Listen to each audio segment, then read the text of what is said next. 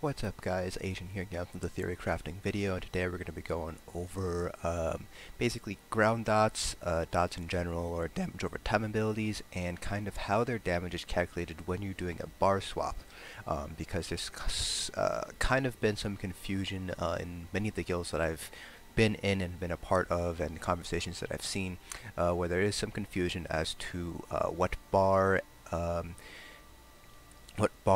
and what attributes are inherited from the bars depending on your ground dots, whether you bar swap or not, and whether that matters to your overall damage and things like that. So today I'm going to hopefully answer some questions both for stamina and magicka DPS users as to what counts as a ground dot and what counts as a single target dot and what affects each one.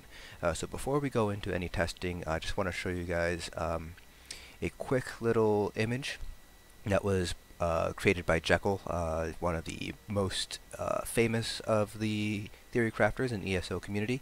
So this is kind of what he has found out from his testing, and while this applies specifically to stamina users, we can still use these same principles to explore magicka users and their abilities as well. So you can see on the left hand side of this chart here we have 5 different attributes. We have the max stamina, which is the max stamina modifier that's on your tooltip. So every 10.1 extra stamina that you have for your max stamina, you gain 1 additional damage on your tooltip abilities, at least for most things. You have weapon damage, that's pretty self-explanatory. Crit chance, again, it's pretty self-explanatory. Crit damage modifier, that comes from, so your base crit damage modifier is 50%, so you do a 50% extra damage when you crit before any sort of modifiers. So things like minor force, major force, and certain class passives increase that modifier, so you do more damage with your critical hits that way. So that's what the crit damage modifier is. And then penetration, of course, is pretty self-explanatory. Now, on the columns, you have GT AoEs and single/debuff. So GT AoEs stands for ground AoEs, basically any sort of damage over time effect that also has an so it's an area of effect ability that has a damage over time component, such as caltrops or endless hail, as he notes down there in the examples of abilities that fall in this category. Now, single and debuff are basically abilities that have a damage over time component but only affect one enemy. And again, his examples down there are poison injection and trap beast. So in this case, rearming trap. So that's kind of what he's found out so far, which is that both types of abilities inherit the penetration from the impact bar, which is the bar on which you cast the ability on. So ground AoEs, ground dots, they inherit all other attributes from the bar that you're currently on. So if you bar swap after using your endless hail or after you put down your caltrops, your damage is going to change for each consequent tick of damage because it's recalculating it based on the bar that you're currently on. On the other hand, for single target dots, your crit chance and your crit damage modifier are based on the bar on which you are currently on. So if you cast poison injection and swap your bars, your max stamina and weapon damage is based on your impact bar. So if you swap your bars out after casting poison injection or trap beast, you will maintain your same damage. However, your crit, the amount of times you crit and the crit damage that you deal is going to change because that's inherited from your bar that you're currently on and not the impact bar. But the base amount of damage that you deal isn't going to change regardless of whether you bar swap or not. So using these same principles and same kind of ideas, we can kind of apply these to magicka abilities. So things like blockade, elemental blockade would count as a ground dot, for example. And then you have things like destructive clench, which would count as a single target or a debuff. So that would fall under the other category. So we're going to be testing both today just so we can confirm with our own eyes Jekyll's findings here. So I am on my Stamsork.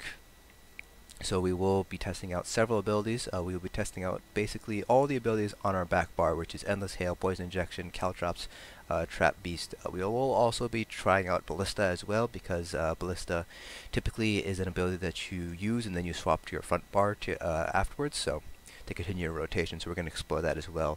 Specifically for the Stamsork, we will also be exploring Hurricane as well. And we'll also be looking at Blade Cloak and Blood Craze, or rending slashes. So we already know where Caltrops and Endless Hail fall under, so if we go ahead and cast Endless Hail, we can see we are ticking up, and if we swap bars, actually it might be easier to see like this.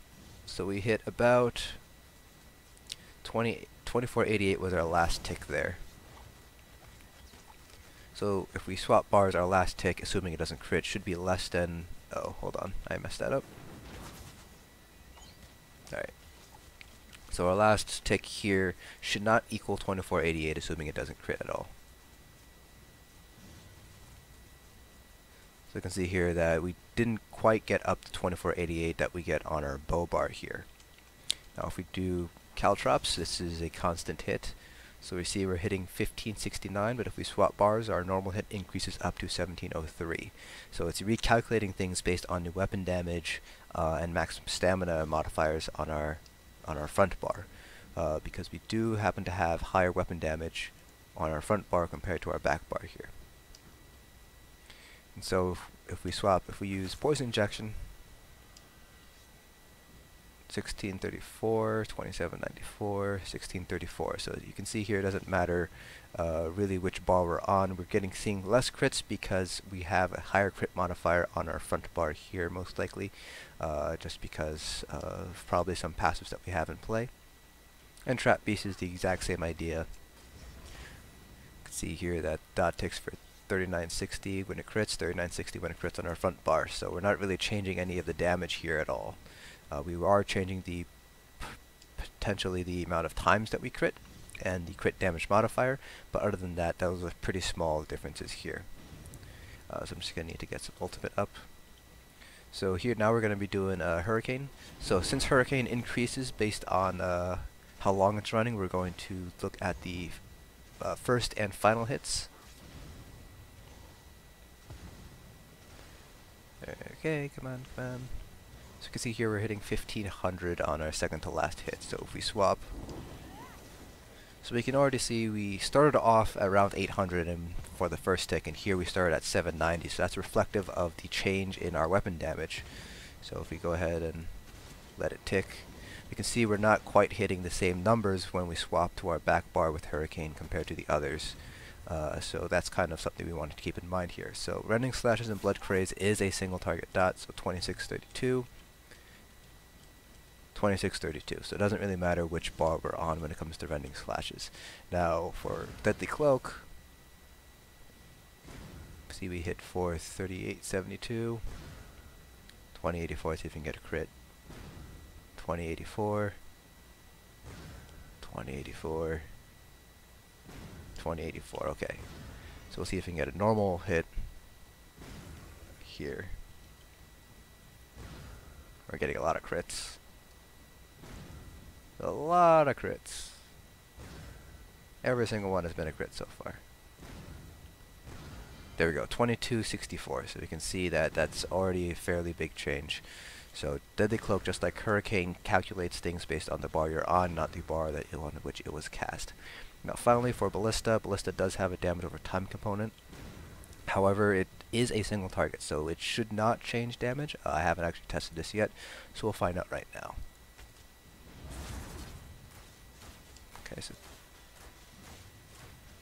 Okay, so it does seem like we did see a little bit of a change there when it came to the damage. So it does seem like Ballista does inherit damage based on the bar you're on and not the bar on which it was cast. That seems kind of counterintuitive, but a lot of things in this game have been kind of counterintuitive. So we'll just do it one more time just to confirm our findings. So with things like Ballista and Poison Injection, you kind of want to base the damage off the normal hit, not the crit hit, because crit damage modifier does vary based on what bar you're on. Alright, so here we go. One more time.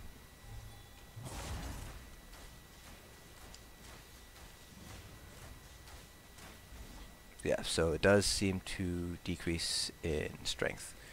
So we're going to do it one more time. This time we're not going to be having any sort of Hawkeye modifiers, because that could have skewed our results a little bit, because I think I did have a stack or two of Hawkeye, which does increase the damage dealt with bow abilities. So we're just going to quickly get our ultimate back up.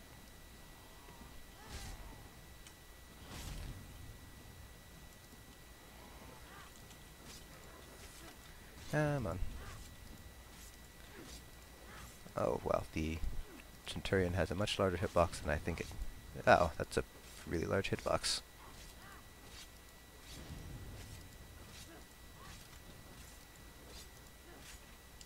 Alright, so we don't have any Hawkeye modifiers. 27.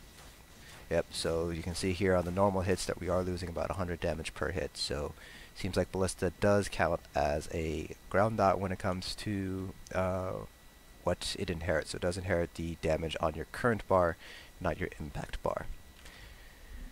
So using these sort of principles, you can kind of play around with different stamina characters and figure out which ones count as ground dots and which ones count as single targets. So we're going to swap over to a magicka user, magicka sorcerer, just to show you guys that you can use the same principles and kind of use that to figure out what counts as which for magicka users as well. So blockade and liquid lightning are probably going to end up being ground dots, and then single target is probably going to be things like curse, a haunting curse, stage of prey, as well as destructive clench.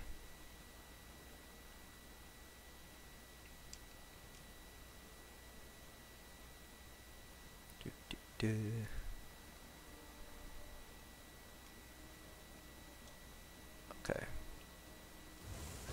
So you see here 2165, 2113. So we can see here that the damage dealt does change, and you can see here even the Lambris proc does change as well, based on what bar you're on. So liquid lightning, same deal. You can see here we're changing, and you can see the Lambris proc does happen to change based on which bar we're on. Now this is also due to the fact that we have an Inferno Staff on the front bar, so I'm going to change that real quick. Just remember that I do have a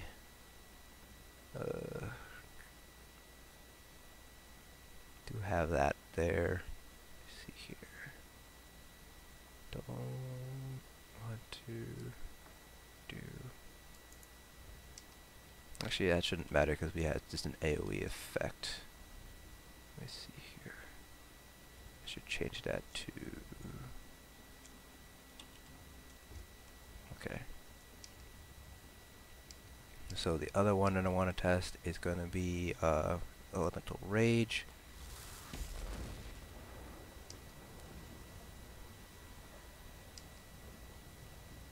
So you can see here that it does change damage based on which bar you're on. And that is affected by Ancient Knowledge passive. So actually I will swap this out just so we don't get any sort of confusion here.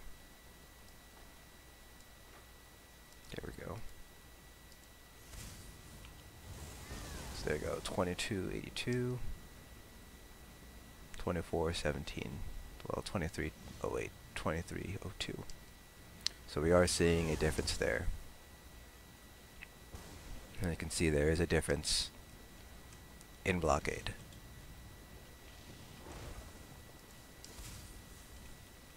Same thing for liquid lightning. You can see here we were hitting 2666 and our normal hit is now 2826 instead.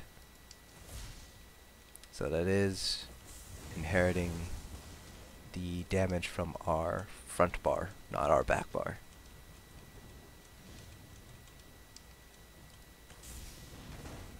So I am going to get some ultimate back up so I can show you guys the two other ultimates. So now for curse, about 10,000 initial hit.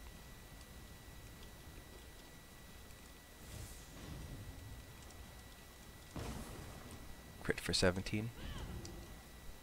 Now we swap bars.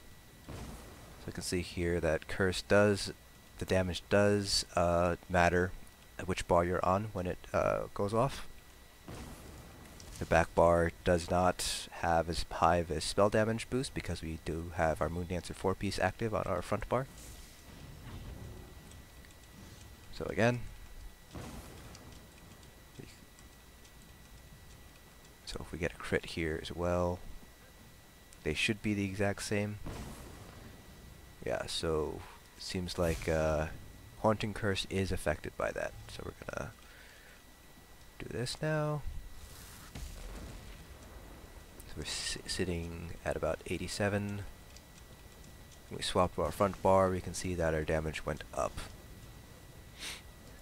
So Elemental Rage is affected by the inherits the spell damage on the bar that you're on, not the bar in which it was cast. Gotta get some more ultimate up so we can compare for Shooting Star, because that is another ultimate that some classes use fairly often.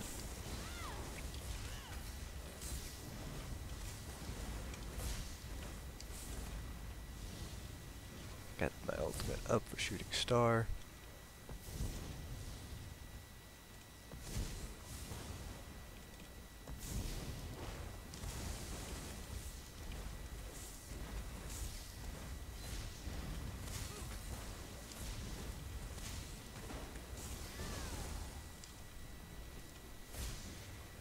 Alright, so this should be enough for Shooting Star, so we're going to be looking at the dot component behind it, not the initial hit, because the initial hit does matter as to which bar you're on when it actually does hit.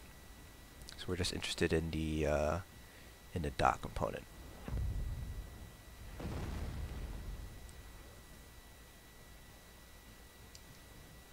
So you can see here that the dot component damage does go down after we swap to our back bar. So the dot component of Shooting Star, it does matter as to which bar you're on. It will inherit the spell damage from the bar in which you're on, not the bar that you have the ultimate on. So that's kind of how ground dots work. So you're going to have to play around a little bit. There's way more abilities than I have time to test for. But some of them, as we saw with Ballista, count as ground dots and not single target dots. So there are going to be a couple of quirks here and there. Not all of them is going to be very intuitive. So just kind of play around, experiment. So that's kind of the way you can test what kind of attributes are inherited by which abilities depending on the bar you're on. So a lot of them are pretty straightforward. A lot of them seem pretty intuitive. Blockade, Liquid Lightning, those are all ground dots. They're not going to be impacted by single target dots. So kind of use your intuition a little bit. Obviously testing is out if you're not 100% sure. Like we saw with Ballista, we thought it would be a single target, but it just actually ended up being ground. Inherits the weapon damage and max stamina modifier from your current bar, not unlike ground dots. So do keep that in mind. So that's it for this video. Hope you guys found it informative, and I will see you guys in the next dungeon.